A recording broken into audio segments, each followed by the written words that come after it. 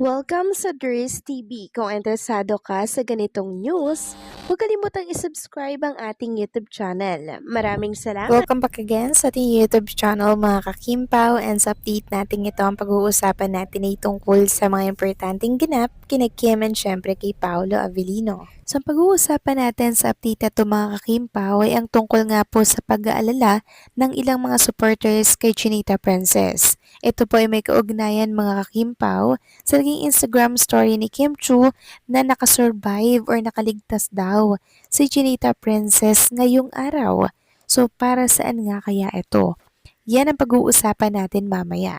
Pero bago po ang lahat, maraming salamat po sa inyong patuloy na pagsuporta at pagsubaybay sa mga daily update natin.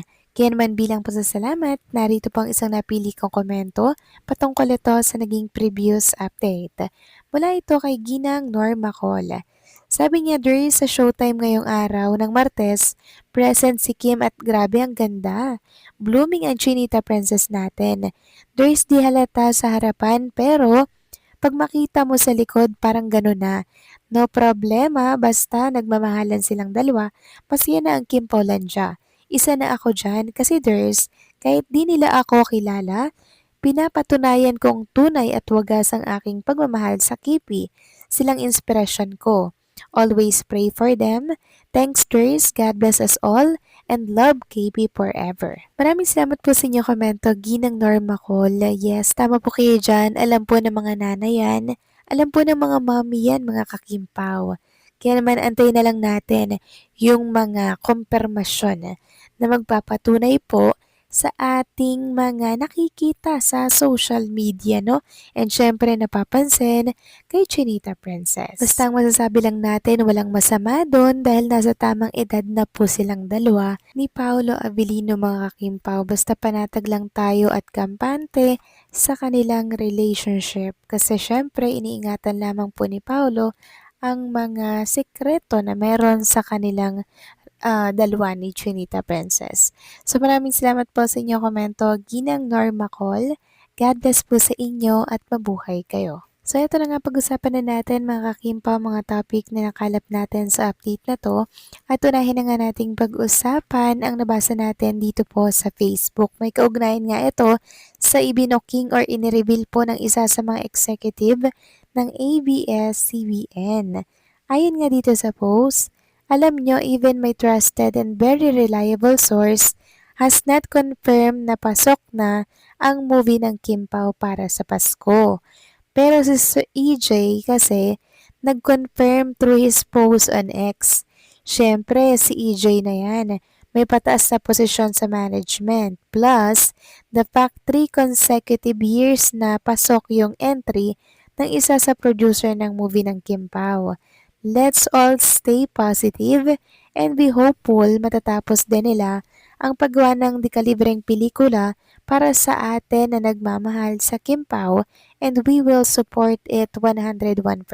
Sa totoo lang mga Kim Pao, hindi naman po talaga papasok or confirm na yung entry po ni Kim and Paolo ay pasok na po sa Metro Manila Film Festival. Magkakaroon na po yan ng screening, talagang masusi pong pagsusuri ang isasagawa kung papasok po ang mga pelikulang ipapasa po nila. Pero syempre, sana po ay kabilang dito ang entry ni Paolo Avellino mga Kimpaw. And mahusay din naman po yung direktor at kilala. Kaya for sure ipapasok daw to mga kakimpaw dahil maganda rin po ang kwentong nilatag nila. Samantalang next topic naman, pag-usapan naman natin ang pag-aalala po ng mga Kimpaw fans sa naging Instagram story ni Chinita Princess kani-kanina lamang. So meron itong caption, survive today's long day from yesterday long day. Time to prep for tomorrow long day. So ngayon mga kakimpaw, since meron nga pong nakasurvive na nabasa nila na meron daw pong survive yung caption ni Chinita Princess, marami pong nag-alala. Saan kaya daw nakasurvive si Chinita Princess? Samantalang showtime daw kahapon, araw ng Lunes, ay pre-recorded lamang daw yun. Wala naman daw na si Chinita Princess. Kaya hinala po ng marami, ito po ay para sa kanilang shooting sa pelikula po nila para sa Metro Manila Film Festival na sinisimula na po nila mga kakimpaw yung pagsushoot. Meaning, after ng It's Showtime, si Chinita Princess ay rekta po sa shooting. So, ganun po lagi yung routine niya everyday. Pagkatapos po ng It's Showtime, rekta po sa pagsushooting ng para po sa Metro Manila Film Festival.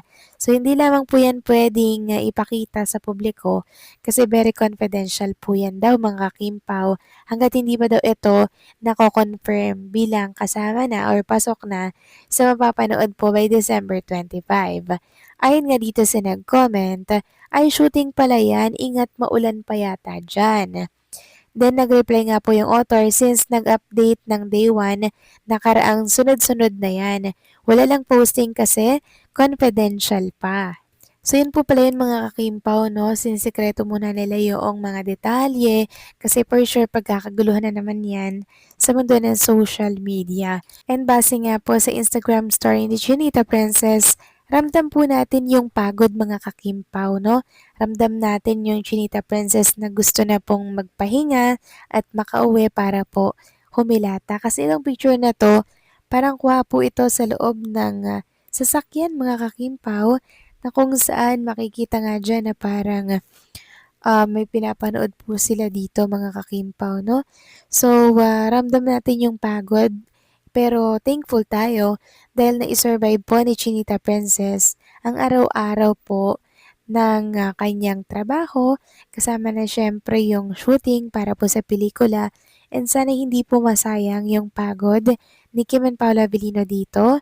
Doon na lamang po sa pagko-confirm ng para po sa entry nila na pasok sa Metro Manila Film Festival by December 25, isang malaking blessings na po yun. Kaya sana hindi po ito mabaliwala or masayang kasi ramdam natin talaga yung effort ni Kim and Paolo para po dito sa kanilang entry.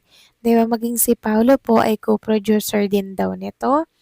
And then yung director, kakilala din po ni Paolo. Kinuha daw po yun ni Paolo para nang sa ganun na hindi daw po magkasalungat yung magiging idea po nila. Hindi daw maging mag-contradict. Kasi pag magkaiba po mga kakimbo, parang hindi nagkakasundo. 'Di ba? Hindi maganda yung kinalalabasan ng isang proyekto. Kaya si Paolo, ang kinuha niya talaga, yung taong kasundo niya po sa paggawa po ng project. Kung bagay hindi po siya tututulan sa mga gusto niya pong gawin. 'Di ba? Kaya very wise talaga si Paula Avellino. And sana matapos nila ito on time para po nang sa ganun ay maaga po nila itong maisubmit. Siyempre mas maaga, mas magandang marireview po ito ng maayos, 'di ba? So kayo ba mga kakimpaw, anong masasabi ninyo dito sa update natin? Please comment down below.